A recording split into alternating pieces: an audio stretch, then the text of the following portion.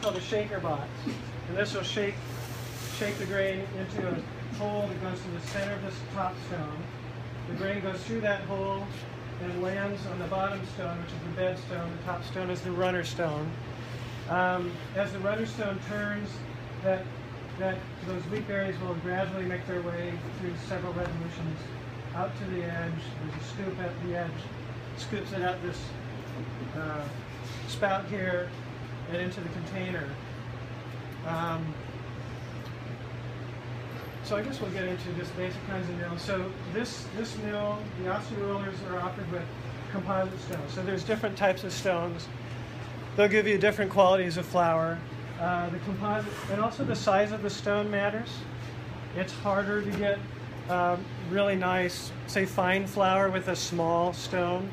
The larger your stone, the easier time you're going to have getting whatever type of granulation you want.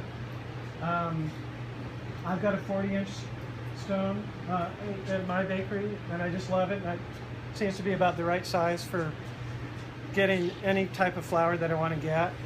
The bigger stone because it's a longer journey for the grain to run. Yeah, and you can run them slower when they're bigger.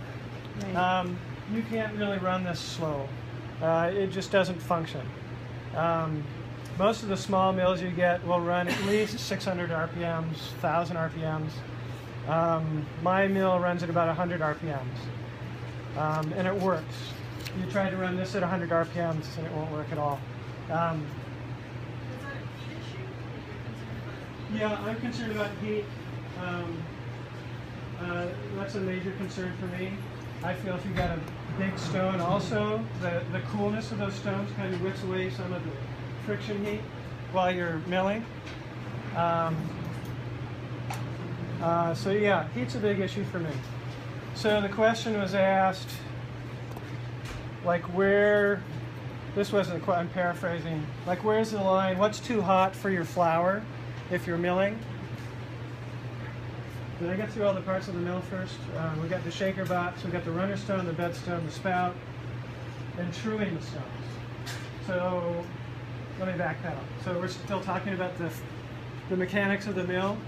So when Jonathan first got this mill, I was up here earlier this summer. We started milling flour, coming out sandy and coarse. Didn't matter how close we were trying to get the stones. We just couldn't get a nice fine flour. And I ran it all day long, you know, trying to break it in, trying to find the right speed. They've got a variable speed motor here. The right feed amount. So the two big variables when you're milling are, well, here you can mess with speed. I can't mess with speed. It's set at one speed. But the variables are the width between the stones and the amount of grain that you feed at one time. Typically, the smaller the amount of grain you feed, the slower you feed it, the finer flour you can achieve. So I've got this big mill, but I'm just trickling my grain into those stones. Just enough so that the stones, I don't hear the stones start to come together, and that's where I stop. So it takes a long time to mill it, but I don't have a ton of flour to mill every day, so it works. So yeah, so those are the two variables. And then the space between the stones, typically you just want to get them close enough so that you don't hear those stones touching. And if they are touching, eventually you're going to smell the flour smells like stone powder. So that's an easy one to detect. All right, so backpedal. Yeah, truing. I'm sorry. So truing the stone. So between the time I was here this summer and now, Jonathan and the mechanic wizard they've got here, Dan, started messing around with the bearings and the shaft. Because what they found was that the stones weren't quite true to each other. They were a little bit oblong, or they're a little bit off, so that one side of the stone was touching, the other side of the stone had a larger gap between the stones. So no matter how close you brought the stones, there was always part of that stone that wasn't touching.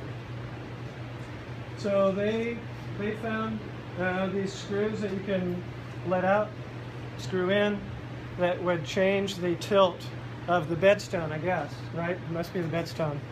to where it was matching the runner stone on top, so that it's true, and it really improved the quality of the flower. So this Sonora here was milled yesterday, and it's a really nice fine flower. It's really nice quality. Did you guys have to go through that with your? It's the runner stone that you're adjusting. It's the runner stone that you're If you looked adjusting, at this the one note that turns. carefully, it's this way. It's not totally horizontal. Yeah. So the bed stone is at an angle. The reason is because as you lift up the runner stone on this plunger, the bottom piece angles. So it would cause it to go this way. Yeah. So what you're doing is you're loosening up the bearing, you're spinning it, so it's traveling. So you got to be under there very careful. You then sneak in the bearings so that as this does that little bit of travel down onto the stone that's on the base, it just kisses it and all the way around. Now you're never going to be perfect, but we use sound, and as they said, when it spills out, you can tell, you're going to hear it consistent rather than zzz. Yeah. Zzz. That's what Jonathan was talking about. And so you adjust that just gently, and then we've done it again about after 6 months. Okay. We had some weirdness like a month ago. Okay. Same thing, spin it up, bring the bearings, just gently kiss them, and then what ends up happening is you get a much better result consistently as it goes through. Okay. So there, if you have a mill, or if you're going to get a mill, There's a lot of people in here. I thought this might help. We'll see. and if you're going, Well, if I turn it on. Yeah. Try that. yeah, I don't project very well. Is that anything? Nope. Nope. I'll figure it out Anything here in a second. There we go. I think we'll do. This is Dan, the technical wizard. Not always, apparently. Then we have another one here, Chris. Go turn that on. That'll help. Yeah. Oh, okay. Turn it on. I like this one. Woo! All right. That's better, right? Okay, did anybody miss all this, what we were just talking about? Probably. Start all over, start from the beginning.